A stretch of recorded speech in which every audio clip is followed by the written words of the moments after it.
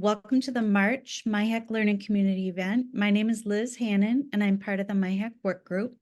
I'm a white woman with glasses, short brown hair, and a blue shirt. Before we get to our presentation tonight, we have some items to share. For accessibility, closed captioning is enabled, and we have ASL interpreters. Please type your questions in the chat throughout the presentation, and we'll pose them during the Q&A at the end. And then just the next slide is we want to acknowledge that we're standing on Dakota land. The continued displacement of Indigenous people allows the state of Minnesota to exist today. At the ICI, we are committed to address inequalities in order to ensure inclusive communities. And now I have the pleasure of introducing our speaker tonight, Shayna Lang. Shayna is the Community Engagement Manager for IN Pathways to Inclusive Higher Education. Welcome, Shayna. Hi, everyone. Thank you so much for having me. I really quickly just want to give you a visual description of myself as well. I am a white woman with longer brown hair. I have dark lipstick on today, and I'm in a white office with some bookshelves and a plant in the background. And I'm just really grateful to be joining you all and sharing about preparation strategies for students with intellectual disabilities pursuing inclusive higher education. Quick background on me, I work at IN Pathways to Inclusive Higher Education. That's a nonprofit in the state of Colorado that supports inclusive college programs for students with ID. And we work to equip students, families, and educators to send their students with intellectual disabilities to college. So this is my favorite thing to talk about, and I hope it's a beneficial conversation for all of us today. So let me just tell you where we're going to be going for the next hour. I have 3 key objectives for you all. I'm going to first discuss the services that inclusive post-secondary education programs, or IPSE programs, offer for students with intellectual disabilities. Then we're going to talk about some necessary skills that students can work on and develop in order to be prepared for those IPSE programs. And then we're going to spend the bulk of our time talking about some strategies or recommendations for educators, families, and students to focus on in order to be the most prepared for IPSE programming. So that's our vision, that's our intention for this evening. So our agenda is really going to follow those same objectives in that outline. We're going to start by talking about the 4 domains of support in IPSE programs, which are academics, social, career, and then independence or interdependence, and I'll talk a bit about that. Then we're going to talk about those skills, talk about some strategies. I'll share a few resources with everybody so that you can take this conversation and keep it going after our time together. And then we'll have a dedicated time for Q&A the very last 10 minutes of our presentation. So we're going to jump right into inclusive post-secondary education services in those 4 domains that I mentioned. Before I talk about the specific services that IPSE programs offer, I want to first lay the groundwork for the differences that you tend to see between high school and college when it comes to working with students with disabilities. Depending on your experience with students in the special education track in high school, these may not be a surprise to you, but I do think it's really important for us to just remind ourselves. A big one is the laws that govern the services that students with disabilities receive. So in high school, they're under the IDEA or IDEA, and that is ensuring that students have the opportunity to be successful in their K-12 experience. Under college, they're under the ADA or the 504 of the Rehabilitation Act, and that ensures that students with disabilities have the opportunity to equally access the college material. So they don't guarantee success or successful participation. Those laws are there to make sure that there's equal access for students to be able to participate as fully as possible. That's a bit of a language shift that I think is important for our families and our students to understand before they get to college. Underneath that general umbrella of those laws, we're going to see that the accommodation and modification process in K-12 typically is facilitated by the IEP team. Students tend to just have those things provided to them with not a ton of interaction. Whereas in college, our students are the ones driving the process of which accommodations or modifications they access. They are very interactive in that process. And then some of the other basics is there's lots of structure in high school, far fewer structure in our college schedules for our students. Minimal student choice in high school sometimes. We hope that's not always the case, but that tends to be the case. Whereas in college, our students are really leading their journey and their goals. Big shift is the parents are typically your primary advocate in K-12, whereas when we get them into their college programs, parents shift from being an advocate, and we want to empower our students to be self-advocates. They're the ones taking on that responsibility and that role. A component of that is that all communication does not go to the parent as it typically would in high school. At the college level, it goes to the student first. You'll hear language like nothing about our students without our students. So they're going to be included in all that communication. They're going to make sure that they're a part of the conversation. And then typically when there's higher needs academically in K-12, there's specialized instruction dedicated to that. Where at the college level, what we want to see is students accessing a range of support services to help them be as successful as possible. So those are some basic differences, but there is going to be a link in the chat to something from Think College, which has a further breakdown of differences between high school and college. And anytime we're talking about preparing students with intellectual disabilities for their college pathway, it's important to know what are those big changes, those big differences that come into play so that they can be the most prepared moving forward. So as I mentioned, there's going to be an encouragement for students to access support services. And even when we talk about inclusive post-secondary education programs, we don't want students to be siloed in an IPSE program on a college campus. We want them to be actively participating in all the support services available to them across the campus. And so this is a list, a pretty common list that you'll see across any institution of higher ed of different areas across campus for students to engage in growth and development. So they might go to one office for academic advising, another for career services, another for tutoring, another for counseling. So they're going to be encouraged to utilize all of the services available to them rather than that one siloed experience that they might have had in the high school environment. So with that as our foundation, on top of it, we have IPSE programs and supports that they offer our students with intellectual disabilities. So what we want to frame IPSE as is an alternative admission pathway to college for students with intellectual and developmental disabilities. Essentially meaning that our students with intellectual disabilities don't have to meet typical college entry criteria to participate in these programs. It allows them another way to pursue college. And within these programs, they're going to receive supports in academics, social, career, and independence. And that's what we'll be talking about today.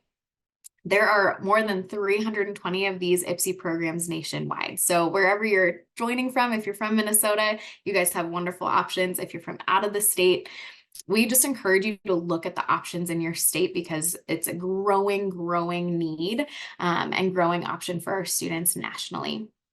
You will notice when you look at these variety of programs, is there's different types of models. I'm going to be speaking mainly from my Colorado lens, but I will point out that there are some nuances to programs across the nation. So I'm just going to leave that as a caveat and encourage you to look into the ones closest to you. So let's talk about the supports pretty briefly from IPSE programs in these 4 domains. So on the front end, and one that I think is typically the most common to talk about is the academic support. IPSE programs provide access to modified college content, and that is really what makes these programs stand apart. When students are enrolled in these college courses, they're taking inclusive courses across the course catalog. It's not a special education classroom on a college campus. They're included and they're integrated. They're choosing from the course catalog as any other student would, but they are able to receive modifications in those courses. So it's taking that college content and helping it meet their cognitive level and still being able to fully participate. Because of that, our students are not receiving a traditional degree, associates or bachelors, but they're likely at most programs walking out with a certificate of some sort or a meaningful credential showing that they pursued these courses and that they gained specific knowledge. And that is really pivotal for them to be marketable in their future jobs. In the social arena, we see students fully engaged across campus. And one of the main ways that these programs support our students is through peer mentors. So that's neurotypical peers that are going to go with them to club events, fraternity parties, if they desire, things like that, where they have some natural supports for them to help them engage and participate fully in all of those fun pieces of college. There's also a huge emphasis on career development. So we want our students in IPSE programs, just like any other college student, to ultimately be preparing for a future career or job. So there's a progression of job experiences within these programs. Maybe they're going to start with career exploration, just figuring out which jobs are of interest to them, and then ideally some on-campus career experiences, maybe job shadows, maybe an internship, then paid employment. And there's kind of this movement to getting them into paid employment in their community as well. And these IPSE programs tend to have a coordinator that facilitates those opportunities, or peer mentors that can go with them as job coaches so that they're supported along the way. And then lastly, we have independence. Students in college, no matter what their ability level is, the ideal is that they're growing in their independence. And so these programs support our students to develop independent skills. And that could include living independently, maybe on campus in dorms or apartments. A lot of times having peer mentors or staffs come into their apartment or their dorm to offer support in cleanliness, roommate conflict, things like that. It's also things like person-centered planning and determining what their goals are for their life, and even things like money management. So each program is going to have some different components that they focus on when it comes to developing that independence. But holistically, when we look at IPSE programs, we're seeing students grow in each of these 4 domains. And so when we talk about preparation for IPSE programs, we want to talk about preparation in each of those 4 domains. We don't just want students to focus on academic preparation and not be ready for that social engagement or that career development. So that's really what we're going to focus on, is that big picture of how we can prepare our students with intellectual disability to be successful in these programs. With all of those services and all of those supports that IPSE programs provide, I still want to point out it's still a big increase in responsibility from K-12. Even with modifications, they're going to be challenged academically. They're going to be challenged to grow socially. So there's a shift in responsibility. There's high standards and rigor. Again, it's going to be student driven. The student really gets to be the one leading their journey and their goals there. There's an intentional process of fading supports over time so that our students can be as independent as possible in their future. And we say this for any college student, but early preparation is really important. Because of these new challenges, because of this new rigor, we want to make sure that our students are preparing as best as possible. We have a quote from a current student in an IPSE program in Colorado. His name is Jonah. And it says, "Inclusion in college gives you a neat opportunity to discover yourself and what your role is in the world." And I put that there because it's more than just taking classes for our students. Preparing for IPSE and attending IPSE programs, our students are figuring out who they are and what they want to do in the world, and that they have value to add in their communities. So it's a big undertaking and an exciting undertaking. And hopefully today's content can give you just some tangible things to put into place so that you feel like the students with intellectual disability in your life are ready to take on this challenge. So let's talk about these skills. There's lots of skills we can discuss when it comes to college preparation, and this list might feel overwhelming. So I want to state before we get into the full list that I encourage families and educators and students to take these skills one step at a time. You don't have to tackle all of these right away. It's just good to know what's the breadth of skill we want to work on so that we can have goals to work towards. So we're going to start in that academics category. What are some key skills in the academics that our students can be working towards before they pursue an IPSE program? So the first is under the literacy category. So we really want students to be focusing on the development of sentence or paragraph structure. Even if they're going to have modified assignment. So likely our students in IPSY programs are not completing 10-page papers in their intro to communication class, but they might be expected to work really hard on a 1-page paper or to provide us a slideshow of what they've learned in a reading. And even within some of those modified expectations, we want students to have strong understanding of basic sentence structure or paragraph structure. That's going to help them be successful, even in those modifications. A big thing is note-taking. Even with support in note-taking, we want to help students identify big ideas. What are some big ideas that they're hearing from their teacher that they can kind of focus in on? And that a lot of times is going to be linked to their assignments.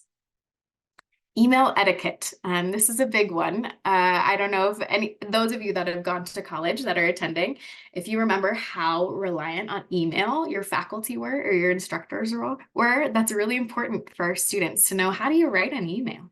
What's an appropriate subject line? Do we use grammar in that email? And working through that early on is great. Also, the use of audiobooks or annotation. So whether it's assistive technology that students need to be able to read a text, or if it's strategies to pull out big ideas from the text, which is what I mean by annotation. Can they pull out the big concepts, the vocabulary words that they need? Can they kind of focus in on some of those big ideas? Another piece of the academic environment is we want our students to know what their learning needs are, and that includes their academic strengths and their academic weaknesses. And sometimes in the K-12 world, we kind of steer away from discussing that, but we really want our students, before they get into these IPSY programs, to know what are they strong in and what are they going to need some support in academically. A good tangible way to break that down is they should know what their accommodations are and their modifications are. They should know what their IEP entails, so that when they get to these IPSY programs, they can identify which accommodations and which modifications are the most beneficial for them. There's also a big shift in technology use once they get to college. So for the technology know-how, again, with the emails, we want students to know how to access their email. Can they pull that up? Do they have the app on their phone? Do they know which email user they have? Is it Gmail? Is it Yahoo? Whatever it is. We also want them to utilize Office software. So things like typing up a Word document. Sometimes in K-12, it was accepted for students to handwrite assignments and pass them in. That is very rare at the college level. Most assignments are going to be submitted electronically in a Word document, maybe a Google Drive. So practicing that with the support of their K-12 staff is going to be really beneficial, and just having awareness of the different ways that Office software works. And then again, assistive technology. What are some assistive technology strategies or specific apps that students could utilize? Maybe this is audiobooks, like I mentioned, reading textbooks aloud. Maybe it's the dictation software where instead of typing their responses, they dictate it and it shows up in a Word document and then they edit from there. So those are really big things that can help them academically. There's a few more in this academic category because it's a big one. A piece of college that we tend to assume is that all of the classes are lecture-based, where it's just a professor talking to the students. Still very common, very accurate, but there's more and more group work coming to the surface when it comes to college courses. So an academic skill is actually how to participate in group work, how to collaborate with your peers and know what you bring to that group assignment. Having the ability to explore what they're interested in. Students are going to, like I mentioned, have access to the entire course catalog in many circumstances. And so we want them to know what's going to interest them, what's going to motivate them academically, what's something that they want to pursue academically. Attendance and punctuality is also an academic skill, and I mean that because there are many faculty that lock their doors after their class begins, and so we want our students to know the importance of being on time for their classes so that they can actually get all of that content and really show up for their learning experience. Again, there's going to be an inclusive participation, so we don't want students to be these passive students sitting in the back of a classroom, our students in IPSI programs are just as much a participating student as any other student in those college courses. And so we want them to know, how do you raise your hand and participate in a whole class discussion? How do you offer your input based on the topic that you're discussing in class? And so participation and action is really important. There's also a need for them to take responsibility for quality work. And what I mean by this is not just, completing a task really quickly and sending it in, but taking some time to review. Did the task that I just complete in class or out of class meet the expectations of my instructor? Can I go back and look at what my assignment was and what was actually expected of me? And really focusing in on quality work, not just getting tasks done. We also want to see students develop goal setting and tracking. That's going to help them in their courses, since they're going to have a long list of assignments to complete. Following a schedule, being able to go from class to class. Referring to a syllabus. Again, I encourage anybody that's gone to college to think back to how many times your faculty said it's in the syllabus. Did you look at the syllabus? And so a syllabus is just a list of all the assignments and tests in a class for an entire semester. So we want students to have some practice of referring to that type of a document and knowing how to go back to it and utilize that consistently. There's also going to be some constructive criticism that students receive. Sometimes in our K-12 experience and students with modifications, they don't get a lot of guidance on how to improve academically on their assignments. Even with modifications in our college courses, our students are going to be told how they can improve, what are skills they can continue developing. So being able to receive that criticism and grow is really imperative. And that leads to this next point, that we want students to start to develop a persistence and growth mindset, because even with those modifications, there's going to be more rigor. There's going to be challenge, and they are capable of meeting those expectations. But we want them to have the perspective that we're always able to grow and always able to learn. So let's jump ship over to the social category. What are some key skills in the social arena that we want to talk about? A big one is self-awareness and self-regulation. So the kind of equivalent from academics, we want them to know what their accommodation and modification needs are in the classroom. In the social setting, we want them to know what are some supports they're going to need to be engaging socially. Do they need a peer mentor with them to walk from class to class or to go to a club environment? What are some resources that they're going to need in order to feel comfortable and to be able to participate socially? And that comes with developing some strategies for self-regulation. If there's environments where they know they get anxious or overwhelmed, what are some I call back pocket strategies that they can just pull out and say, this is something I can do to take a breath, or maybe I remove myself from this situation for 5 minutes and come back, where they have just a few strategies that they know they can do every single time. That really helps them feel more confident in a social environment. Schedule management. So many of our students that are in IPSI programs are busy, not just with classes, because they tend to take fewer courses per semester than a typical college student, but they are busy with social events, group meetings, like if they're doing a group project, scheduling those, going to different workout classes, things like that. So their schedules are full. And so in order to fully engage in all the opportunities of college, we need students to have some system to manage their own schedule. And a lot of times, as I mentioned, that's going to be electronic. I think that the days of planners tend to not be as common, but if that works for students, that's great too. But a lot of our IPSI students thrive with an electronic schedule system, whether that's just as simple as a Google Calendar, or maybe it's a specific app, but ways that they're managing their social schedule and their academic schedule and all of those pieces. Another component is professional relationship awareness. And what I mean by this is students having an understanding of the way that they interact with a professor versus a peer mentor. Those are different categories of social interaction, and having them understand what's appropriate and what's not in those different categories can be really beneficial. Being able to communicate their needs This kind of goes back up to that self-awareness one, where we want students to know what their needs are and be able to tell those around them in their support circle, this is something that I need support in right now or in the future, and vocalizing that. It's a piece of self-advocacy. Conflict management. This is big, especially if students are on a college campus that allows on-campus housing. So if they're in dorms or apartments, roommates have conflict. That is something that we most likely all experienced if we had college roommates. And so having some strategies for how to navigate conflict when you're frustrated with somebody, how do we address that? How do we communicate feelings appropriately? And who do we reach out to if we need support in that? Collaboration and active participation. This is pretty similar to our academic expectation of collaboration in the classroom or group work.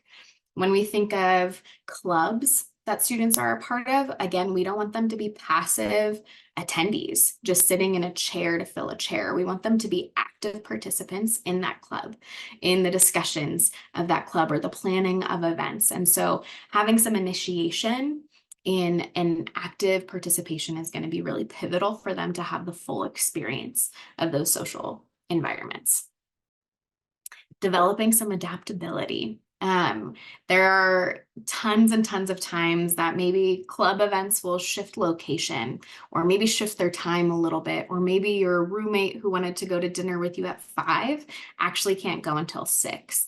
And being able to manage those ever-changing time frames and appointments is really important for our students so that they can stay afloat and not feel overwhelmed by constant changes. So developing some adaptability and some strategy around those changes can really be supportive.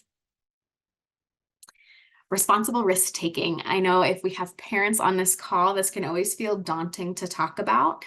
Letting my child take risks feels overwhelming, but really it's so common at the college level that risk taking allows you to learn. But we want to support our students as they prepare for college to think through what's responsible. What are responsible risks or responsible choices for you to make? And that tends to come into play when they're connecting with neurotypical peers socially. They're going to be exposed to new things, like a fraternity party by chance, and how can they problem solve and responsibly participate in that environment. We've also seen a really big shift in students needing to understand appropriate use of social media, and so I'm throwing this one out there pretty quickly, but I just encourage parents and educators to talk about this with your students, what's appropriate and what's not, and to consider that what they have on social media is available for employers to see, things like that, where they can see the bigger picture. And then lastly, use of natural supports socially. So we really encourage our students to not be reliant on a program staff, but to think about what are natural ways for me to get information in the environment that I'm in. So an example would be that if a student is going from class to class and maybe they got lost on campus, they don't know where their next class is or where that club meeting is. Instead of calling their program staff, their IPSI staff, I want them to think about who in this environment would be able to give me information. Maybe there's a front desk in the part of campus that they're at, where they could go to a front desk staff and say, hey, I'm looking for X, Y, and Z. Can you point me in that direction? So practicing that kind of use of natural supports now can set them up for that success. In the career arena, again, as I mentioned, I know these are lots of different skills. I'm going to give some recommendations after this, so hopefully it's not overwhelming. It's just informative. But we want students to have career awareness and exploration, meaning that they actually understand what a career would look like, that they're exploring what a day in the life would be in their particular job that they're interested in. And this links to self-awareness. They should know if they like being around people or if they like being solo, if they like moving a lot or if they like being stationary, and that should inform their career goals and objectives. Time management is equally important for them when it comes to career preparation. Communication strategies with employers, similar to knowing a professional communication strategy with a professor, we want to have that same kind of level of professionalism with an employer. Having some problem solving strategies where if they're struggling with a task, how can they problem solve to move forward on that with independence rather than relying on the support of somebody immediately? And also motivation and initiative. Employers really value our students taking initiative to complete tasks and not waiting back to be told about all of those steps. So building in some strategies for motivation and initiative is helpful as well. Self-advocacy, the student being able to speak up for what they need in any environment, is pivotal, especially at the employment sector. And then social and emotional understanding. This is pretty similar to that social piece where we want them to know what is overwhelming to them, what environment might cause them to be anxious. And having an awareness of that is going to help them determine what are the best career options for them or what are the best career experiences for them to have during their program. And that links to coping techniques, having students know coping techniques so that they can be as independent as possible on the job. And then we have interdependence. And this is kind of interchangeable with the word independence, but why there's a shift in the language from independence to interdependence is because we believe that anybody at any point of time, we rely on other people to support us. I rely on my husband to help me wake up to my alarm because I don't do that very well on my own. I'm not very independent in that. So interdependence is very natural and very normal to have supports in place in our life. And so that's the language that we're kind of shifting to when it comes to living independently. And being interdependent just in general outside of the college environment. So some of the interdependent skills that students can work on is navigating a campus on their own. So not having a para-educator or a peer mentor or a family member go with them from place to place, but helping them problem solve how to get to their next location, utilize those natural supports. Personal and campus safety is really big. So having students know where there are safety resources for them wherever they're at. So in our IPSE programs, it's having them connect with our campus police, that they would know who they are, know where their office is so that they can have support as needed. Having access to community travel and practicing that early on, knowing what your local transit opportunities are for students is really powerful for them to be able to feel like they can access their community well. Use of downtime. So just as much as we have students that are busy going from task to task to task, we also have so many students that have these large chunks of time in the middle of their day where they don't have anything formally scheduled. So having students develop skills for how to utilize that time wisely, how to check off their task list within that time, even if it's not specified on a calendar, is really important. So using downtime well is a helpful skill for our students. Medication management, passing that off to students so that they can have some ownership of that is really important. That comes with some self-care and cleanliness pieces. When our students are living on campus, we want them to know what, on a weekly basis, what are some basic cleaning tasks that I need to do, and how can I grow in my independence in those. Use of interagency support. So even if our students are in a IPSE program, living on a college campus, getting supports in their dorm or apartment, they can also access Medicaid waivers or other local supports to help them develop independent living skills. And we want our students to know the value of those connections early on so that when they graduate and they're not on that college campus, they have continuation of that support. Or when they go home for a summer and they're not on the college campus, they have continuation of that support so that it doesn't fall on our parents all the time. We want to grow our students being able to access their own resources.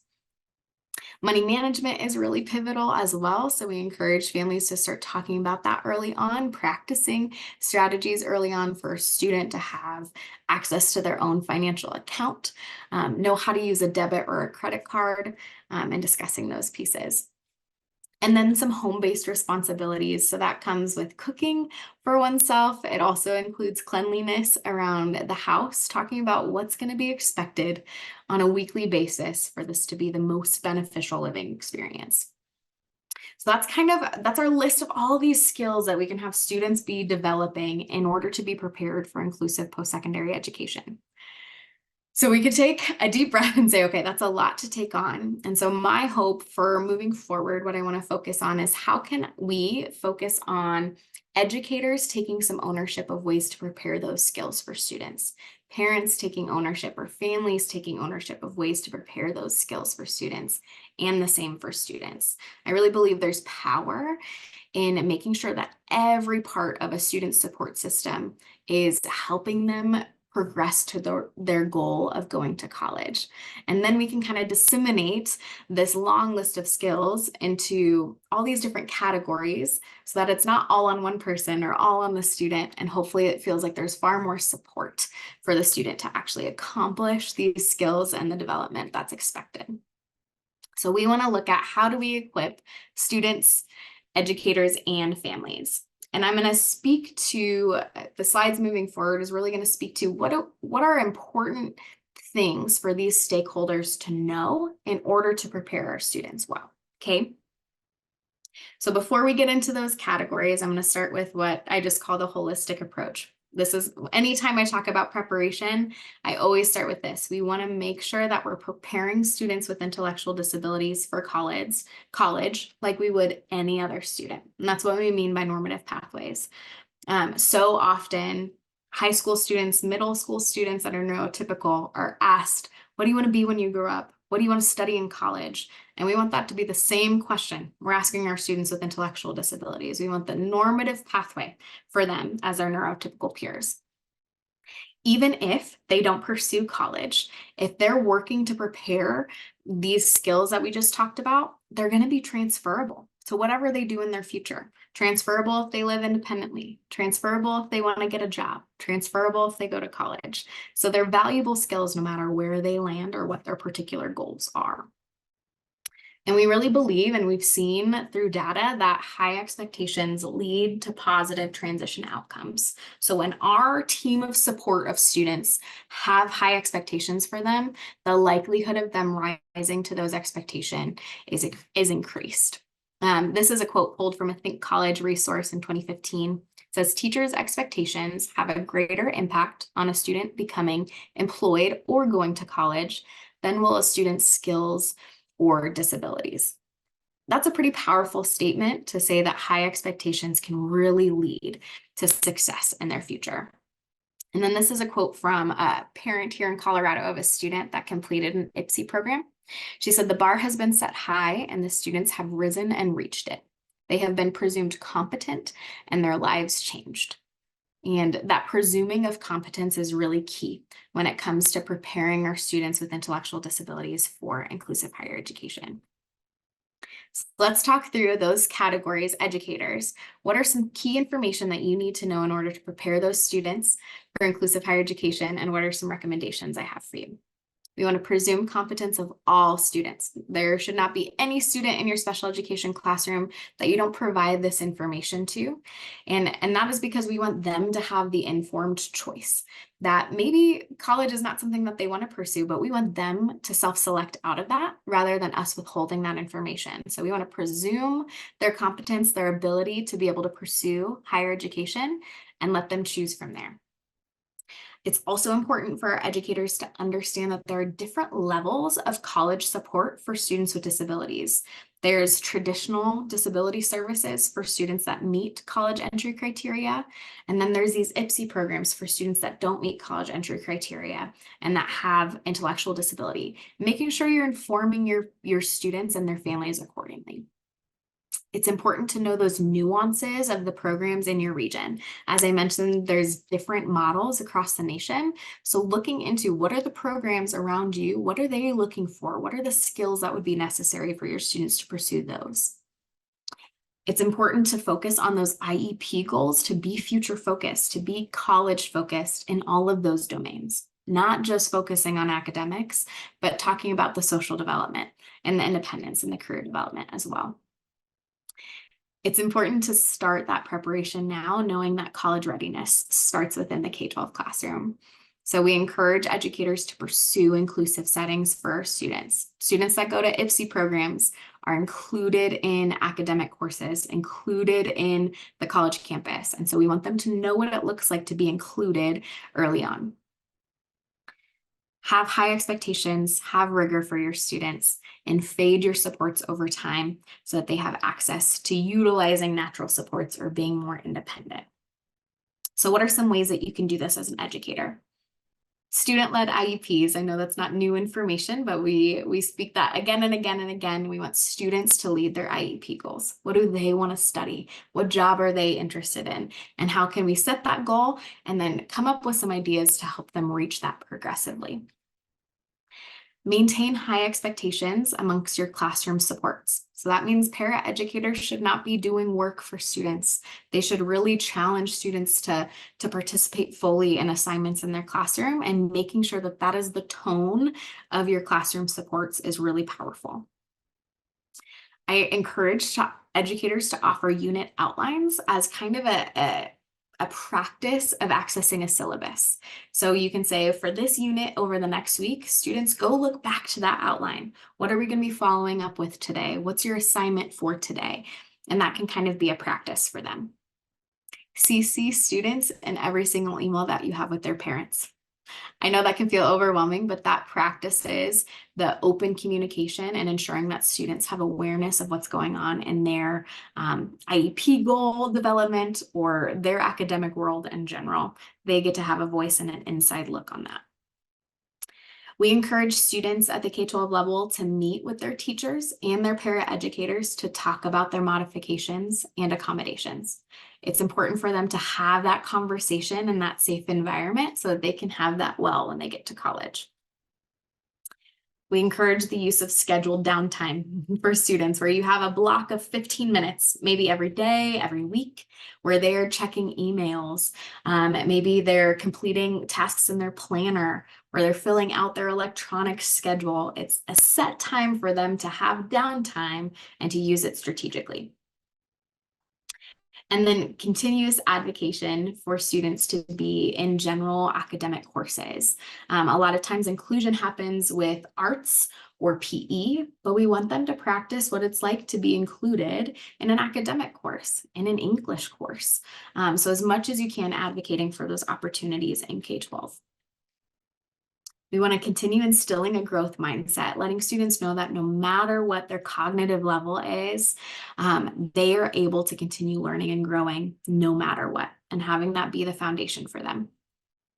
We want to create environments of choice where students have choice of what type of assignment they complete or what type of class they pursue, giving them those options early on. Providing a gradual release of responsibility. This I offer a lot of times with educators. When you're completing an assignment or having students do an assignment, practice the I do it, we do it, you do it method. You show them, I do it as a teacher.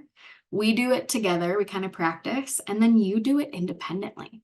That shows them this progression that they are capable of taking on those tasks. Allow natural consequences to be teachable moments. Pretty much speaks for itself, but that's really important for us. And then a recommendation that I give a lot is use least to most intrusive prompts. Meaning, when we are asking students questions, we want to start with open-ended questions and assume that they can fill in that information rather than asking really pointed questions that almost provide the answer to them. This helps them problem solve and think back to resources that they have in their back pocket. So a good example that I tend to offer is if a student has a reading assignment in a class.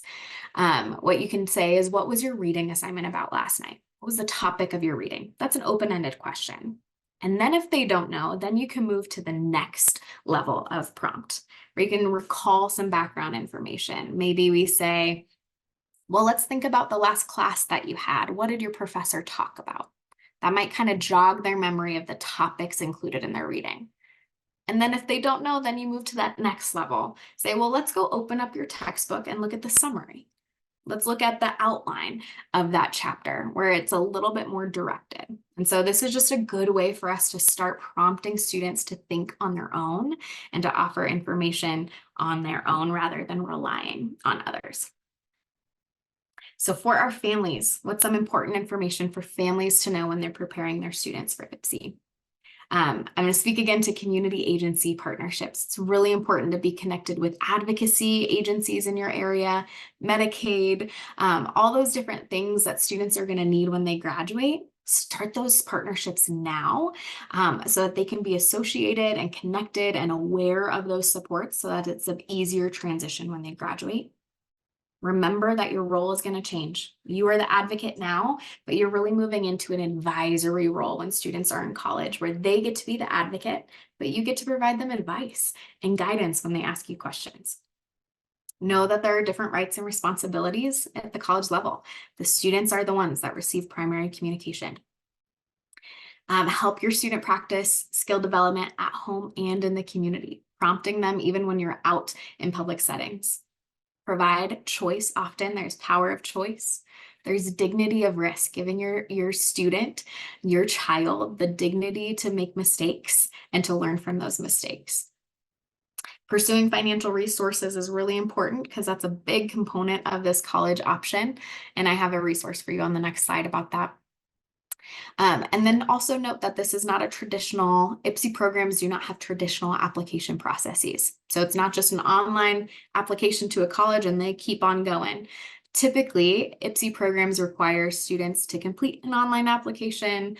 They typically require families to submit letters of recommendation, maybe complete assessments, maybe have an interview. So it's a little bit more in depth, and parents tend to be far more involved in that than your traditional college admission process. So just know that that's a component, and you might want to look at the programs near you and see what their expectations are. So my recommendations for you as family members: explore financial resources early on. There are ways to chip away at the cost of inclusive higher education. There's a link here from our in Colorado resources, but that is one of many. So please look at resources in your area. Help students use that calendar tracking information or system and prompt them often to put things in their calendar tracking system. So if you're used to setting appointments for them and telling them where to be, set the appointment for them and then say, hey, will you put that in your calendar so that they're practicing putting those things down. Have them start taking vitamins as a practice for medication management. That's a great kind of parallel. Help them learn to make a few staple meals. Quesadillas go a long way in college. Help them pack their own backpack or their resources for school. And that might seem really minimal, but that's ensuring that they're thinking through what are all the pieces that are going to help me be prepared for my day. There's some problem solving involved in that. Help them follow a cleaning routine at home, practice some public transportation access, start talking about money management, and then help them identify things in their community, whether that be a rec center or at a church where they can be participating, signing up, going to these events, and taking some initiative in that way. And then for students, what do I think students need to know in order to prepare well? I need them to know, students with intellectual disability, college is absolutely possible. Even with the challenge and the rigor, you are capable of reaching high expectations and doing hard things. I had one student that when she was in K-12, she was so quiet and so reserved, really timid. And then I went and visited her at this IPSE program her second year in, and she was just the star. She just became the center of this community. She lit up. She developed so much. And at one point, she didn't think she was capable, but then I saw her really stepping in and thriving and learning that she is capable of any of the goals she set before herself. I want students to know that there is a difference of responsibility. You will be challenged to take on responsibility and to take on ownership, and that's a good challenge. There are going to be levels of expectation or dedication that you need. College is going to be hard. There are going to be times where you feel overwhelmed, but you are capable. And so having some built-in determination and reason why you want to pursue this for yourself is really powerful.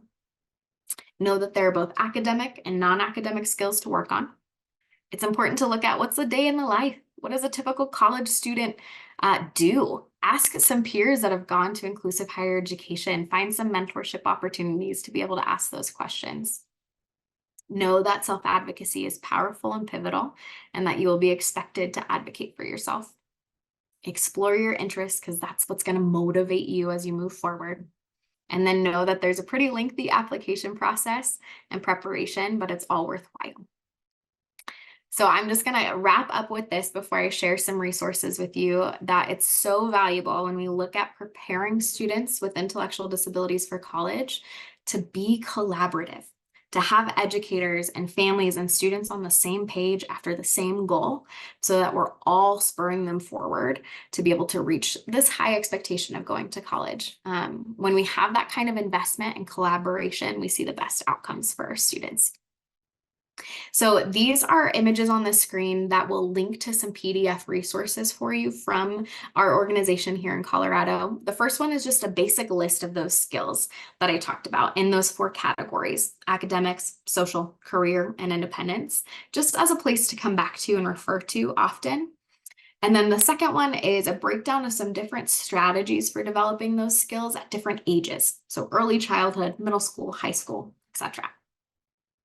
And then on this slide, there are several, I think we have 4 resources that are more national, so they're not specific to my organization, that talk about some strategies for preparing for inclusive higher education. And hopefully these just provide a context for you to know that there are resources out there to support you, and hopefully make you feel like it's more possible with the help of these supports. So I'm going to say thank you, and I believe I'm going to be passing it off. But before I go, I listed my contact information here, along with my other team members at my organization in Pathways to Inclusive Higher Ed. I am available for personal questions. Please feel free to email or call me anytime. And I'll pass it off to Diana.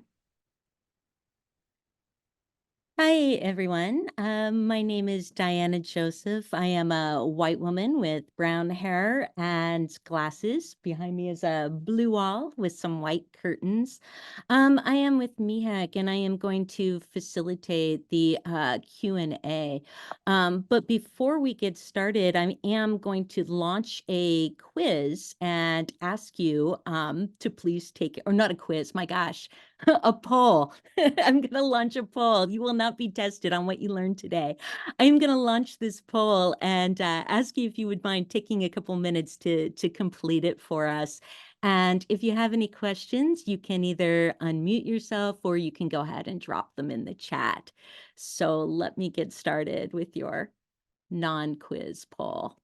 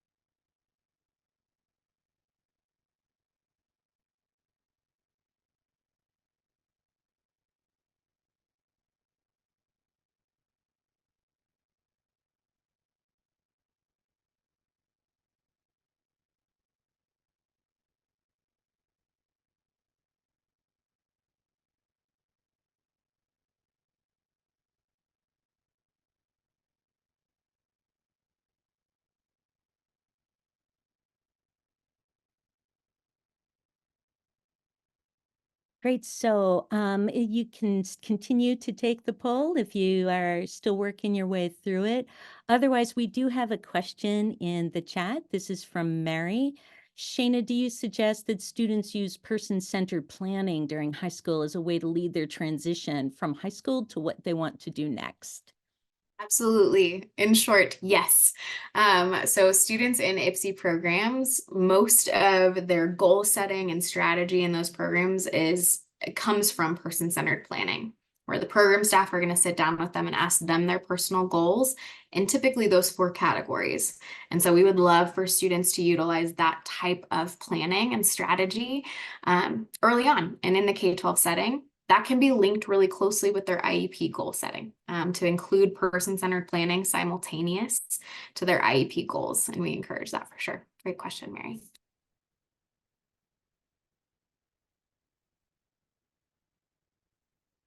Great. Other questions?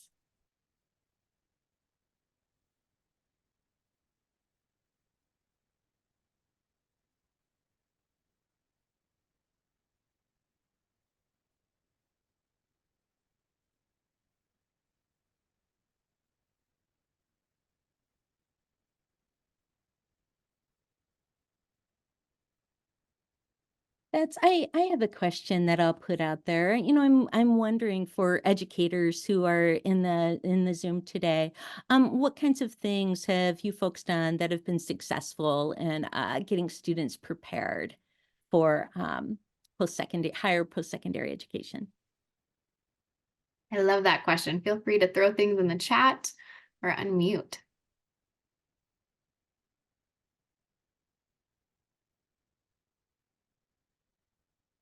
Oh, we do have another question.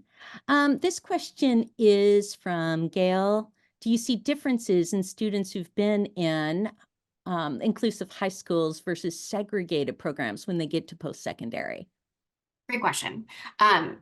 Yes, there are differences in terms of, I think, comfort level by and large. That students that are in inclusive settings in K-12 tend to have more comfort in participating in IPSI programs early on, whereas our students that are coming from segregated K-12 classrooms, there's a huge learning curve that first year or so about what it looks like to actually participate, that they actually have a place. And so it's not impossible. And a lot of our program students, I would say majority of our students at this point, are coming from that segregated type of classroom into these programs, and they have the supports in place to help that transition go smoothly and to let them know that they can participate inclusively. So it doesn't mean that they're not going to be prepared, but there's a mentality shift and tends to be a comfort level that needs to be developed for our students.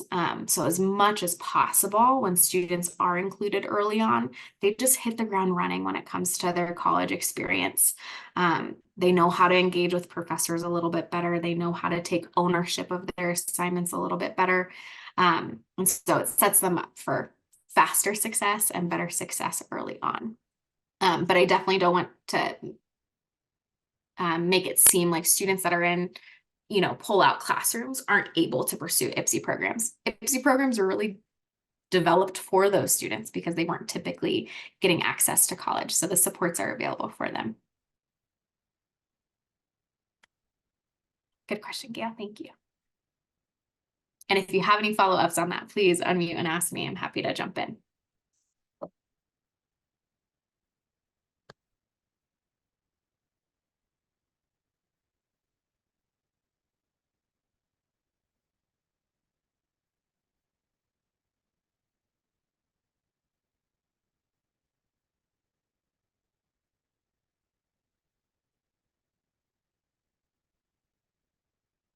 I'll ask a question. I took notes, so I guess I'm ready for the quiz. One of the things I noticed is the self-awareness showed up on a couple of your different lists, and I wonder if you had any strategies that you'd recommend in helping someone develop self-awareness. Good question. I think the reason why I put types of self-awareness in different categories is because it's helpful when students can focus in on, okay, so if I'm in a career environment, what are the things that I need to be self-aware of in that environment? What are some examples of a work day that I might interact with? And what are some things that I'm going to need to be aware of in that environment?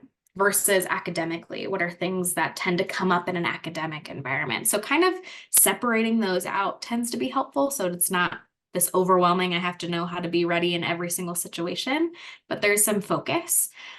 So we encourage that. I also think asking people around you. So having students ask for input from their peers, their family members, from other teachers that they've interacted with. What are some things that I have strengths in, and what are some things that I have weaknesses in? And being able to receive that input and develop some awareness from there, I think tends to be helpful. There are some things in like the career category of self-awareness that are great, quizzes or assessments online for students to take where they, figure out what type of environment they might thrive in, what type of work they might thrive in. And those can be helpful too.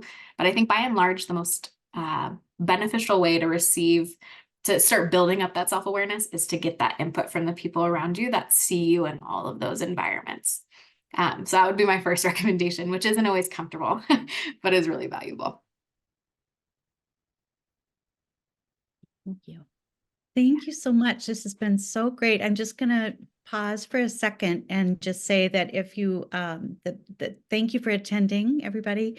And thank you, Shayna, for your great presentation and Diana for the facilitation.